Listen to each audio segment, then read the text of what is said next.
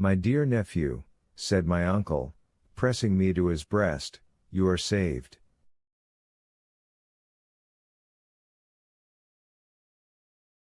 I was deeply touched with the tenderness of his manner as he uttered these words, and still more with the care with which he watched over me.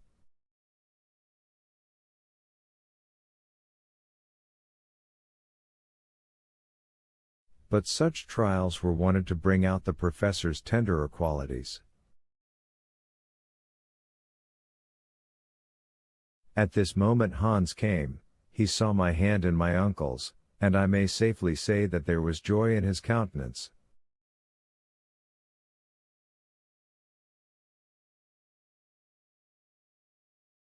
God dag, said he. How do you do, Hans? How are you?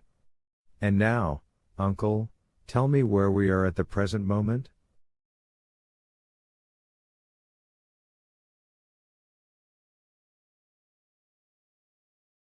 Tomorrow, Axel, tomorrow. Now you are too faint and weak. I have bandaged your head with compresses which must not be disturbed. Sleep now, and tomorrow I will tell you all.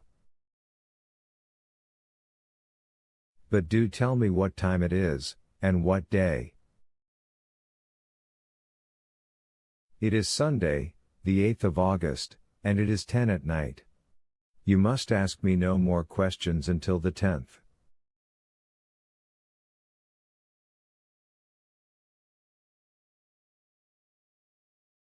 In truth I was very weak, and my eyes involuntarily closed. I wanted a good night's rest, and I therefore went off to sleep, with the knowledge that I had been 4 long days alone in the heart of the earth.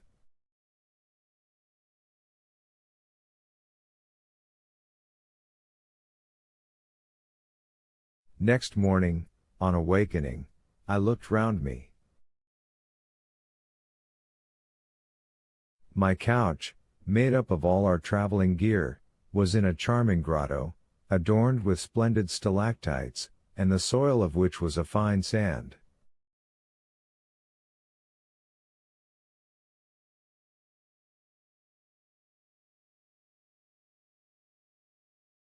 It was half light. There was no torch, no lamp, yet certain mysterious glimpses of light came from without through a narrow opening in the grotto.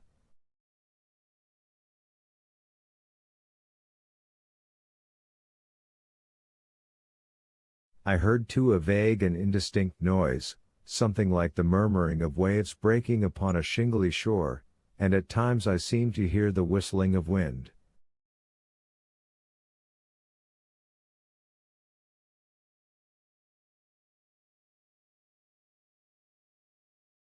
I wondered whether I was awake, whether I was dreaming, whether my brain, crazed by my fall, was not affected by imaginary noises.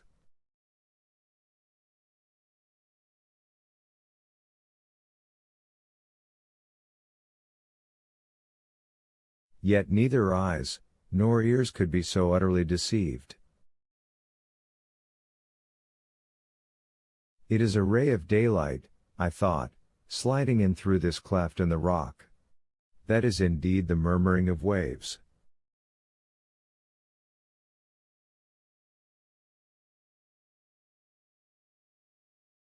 That is the rustling noise of wind. Am I quite mistaken, or have we returned to the surface of the earth? Has my uncle given up the expedition, or is it happily terminated? I was asking myself these unanswerable questions when the professor entered. Good morning, Axel, he cried cheerily.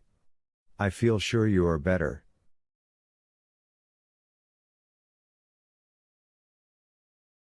Yes, I am indeed, said I, sitting up on my couch.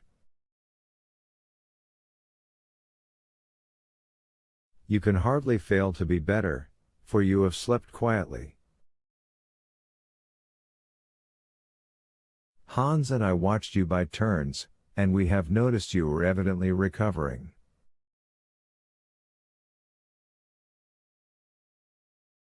Indeed, I do feel a great deal better, and I will give you a proof of that presently if you will let me have my breakfast.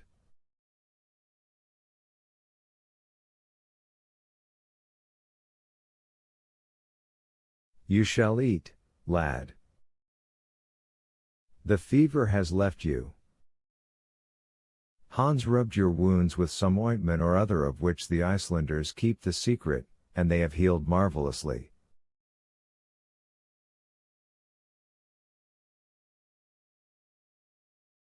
Our hunter is a splendid fellow. Whilst he went on talking, my uncle prepared a few provisions, which I devoured eagerly, notwithstanding his advice to the contrary.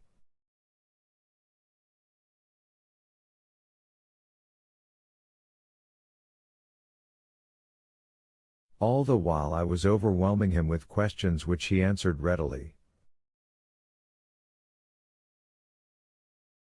I then learnt that my providential fall had brought me exactly to the extremity of an almost perpendicular shaft, and as I had landed in the midst of an accompanying torrent of stones, the least of which would have been enough to crush me, the conclusion was that a loose portion of the rock had come down with me. This frightful conveyance had thus carried me into the arms of my uncle, where I fell bruised, bleeding, and insensible.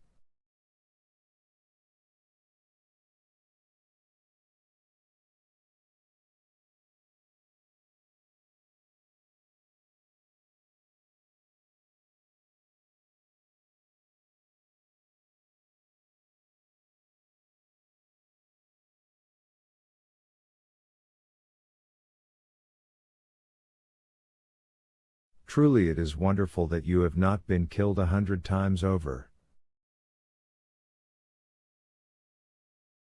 But, for the love of God, don't let us ever separate again, or we many never see each other more.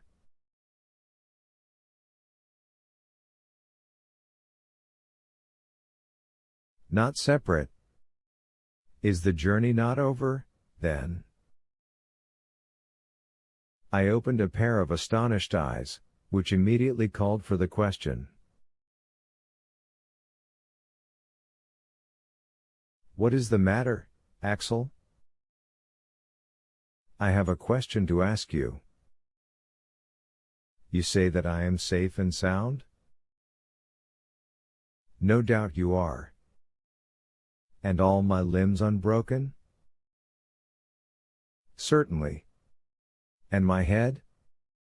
Your head, except for a few bruises, is all right, and it is on your shoulders, where it ought to be.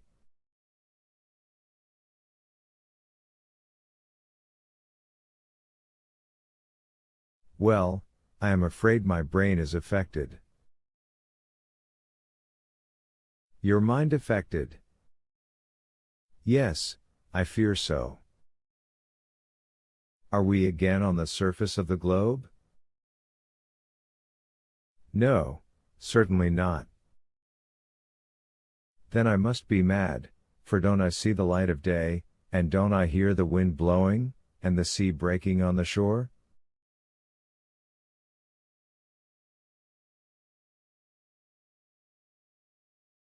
Ah! Is that all? Do tell me all about it.